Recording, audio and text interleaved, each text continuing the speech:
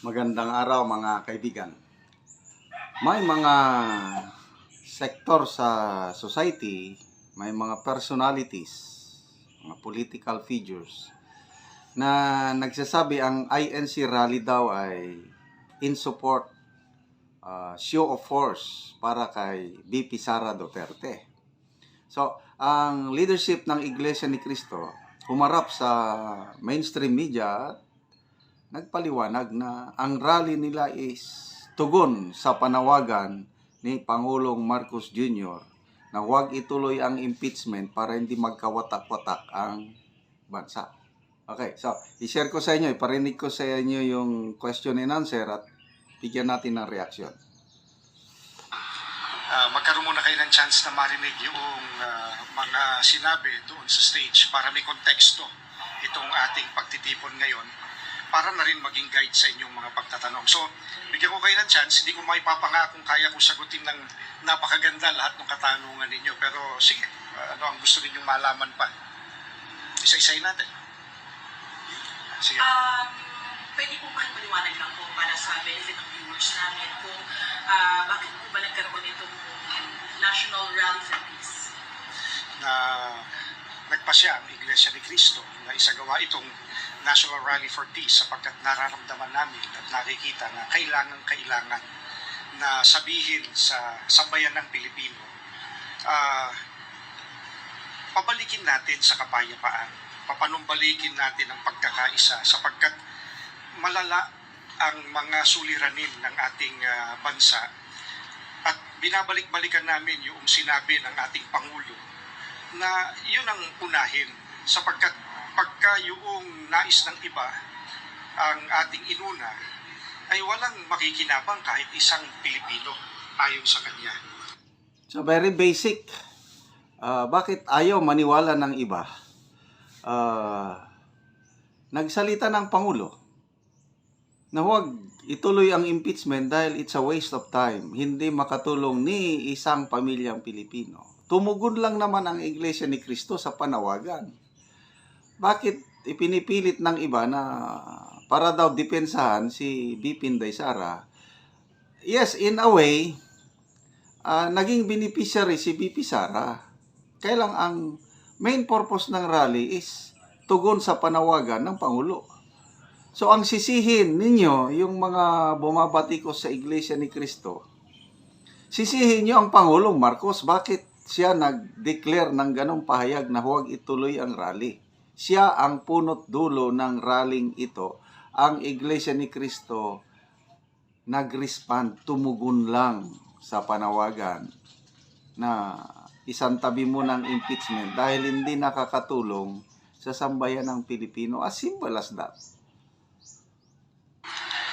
Kami naman ay mga mamamayan din gaya ninyo, kaya nararamdaman namin yung nararamdaman ng marami sa ating mga kababayan, lalo pa yung mga mahihirap, para mabalik sa kanilang atensyon ng paglilingkod ng mga inihalal natin.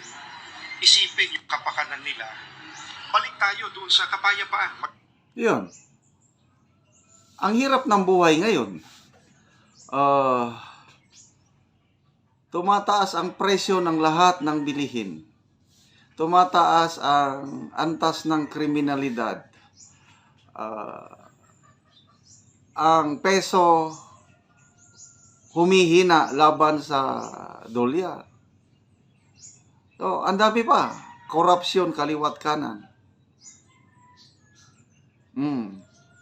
National budget na most corrupt budget in the history of our nation.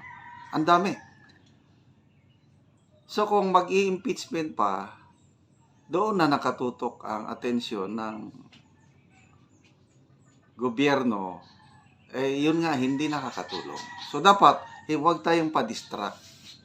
Kaya to me, mas maganda na huwag nang ituloy ang impeachment para ang unang asikasuhin itong most pressing concern ng mga kababayan natin, which is inflation, creating jobs, pababain ng presyo, food production, eliminate graft and corruption. Mga ganon ang dapat tutukan, hindi yung impeachment. hintayin nyo na lang ng 2028. Kasi ang nagsusulong lang naman ng impeachment, yung may ambisyon, nakakandidato sa 2028 na wala naman siyang pag-asang manalo. Kaya gusto nilang tanggalin ng VP Sara through impeachment para ma-disqualify na siya sa pagtakbo sa 2028. Ganun lang yung kasimple. Kaya self-serving itong impeachment na ito. Magkaisa tayong lahat. Tutukan muna ng mga inihalal yung kanilang gampanin bago ang iba pang bagay. Para lang po malinaw, naigasa po itong rally na ito dahil sa impeachment complaint laban kay VP Sara. Naikasa itong Rally for Peace. So makita nyo, yung mga tanong ng mainstream media is sila yung naglalagay ng malisya. Ayan, naikasa ang rally para sa impeachment ni VP Sara. Nandyan naman yung impeachment. Kung hindi sana nagsalita ang Pangulo, yes, pwede. Pwedeng maakusahan ang Iglesia ni Cristo na in defense kay VP Sara ang kaya lang ang Pangulo nagsalita eh. So anong magagawa natin? So, ituloy natin ha. Noong opinion ng ating Pangulo, ng President Ferdinand Marcos Jr., nung sinabi niya na, to paraphrase what he said, this will not benefit even a single Filipino. So, yun ang aming panawagan. Let's focus on what benefits Yes. every Filipino. Edwin, yung ibang mga statements po doon sa rally, naging napakamatapang, lalo na po yung sinabi na hindi dapat inuuna ang sarili. Sino po yung pinapatungkulan ng INC? Walang binanggit kanina, wala rin akong babanggitin. Kung sino ang sa tingin nila ay... Meron nga, narinig ko yon, yung unahin ang sambayanan, huwag unahin ang sarili. Although walang binanggit, bahala ng taong bayan. Kayo, mga kaibigan, sino yung binanggit sa ANC rally na inuuna niya ang kanyang pansarili? Alam na. Huwag na nating banggitin. Alam na. Ito namang mainstream media na kunwari, di nila alam. Kaya lang, very obvious kung sino yung inuuna ang kanyang sarili. Sila iyon ay sana lahat tayo bumalik lang tayo doon sa pagpapatawaran, sa pagkakaisa, sa awa sa isa't isa, sapagkat may mas malaking konteksto, may mas mabigat na suliranin na yun ang talagang dapat na inuuna, lalo na nung mga inihalal natin. Ngayon, kung sino man yung sa paligay niya, natamaan siya, ay gaya nung narinig natin kanina mula sa Biblia, magpatawaran tayo. Edwin, sabi po ng ilang mga analysts na ito daw po ay may tuturing na, and I quote them, show of force daw po for VP Sara Duterte habang meron po siya ngayong hindi pagkakaintindihan kay Pangulong Marcos. Ano pong masasabi po ninyo na may ganun pong perspektiba yung mga political analysts po tungkol po sa gathering ng Iglesia? Yan. Palagay ko kung nandito yung mga nagsabi noon at napakinggan nila yung mga narinig kanina, makikita. Okay, yung political analyst na nagsabi na para kay VP Sara ang INC rally, narinig ko na yan eh. Si Professor Ronald Llamas. Sa mga interviews niya, yun ang sinasabi niya para kay VP Sara ang rally na yan. But anyway, opinion yun ni Professor Ronald Llamas.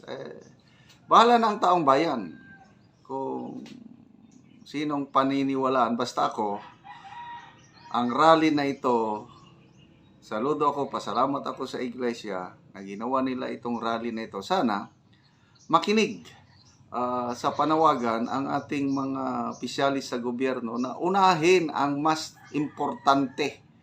Ano yung mas importante? Ang kapakanan ng taong bayan, hindi yung political agenda nila. Kita nila na hindi yun ang layunin. Hindi yun ang hangad ng Iglesia ni Cristo. Ang hangad ng Iglesia ni Cristo na baka nalilimutan ng iba sa dami ng ingay sa paligid, magkaisa tayo magkaroon tayo ng kapayapaan. Correct. Sapagkat pag hindi tayo nagkaisa at walang kapayapaan, yung mga problema natin ngayon sa halip na malunasan ay lalong lalala, lalong tatagal. Kailangan. Correct. Sana kung may paraan pa, ibalik yung dating unity team kung pwede pa. Ako yun ang aking hangarin. Ang laking political capital yung pagkapanalo ng unity team noong 2022. Ang ganda yung simula. Ngayon, wala na. Nakakalungkot ang pangyayari na yung unity team bungkag lapinig kung sa Bisaya.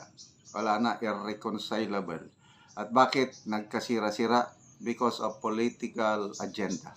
Yung ambisyon sa 2028, yun ang problema.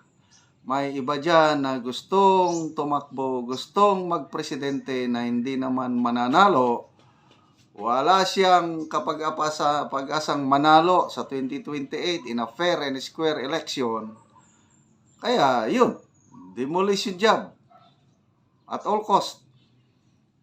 Tanggalin si VP Sara through impeachment para mawala na sa landas nila ang number 1 contender for 2028 presidential election.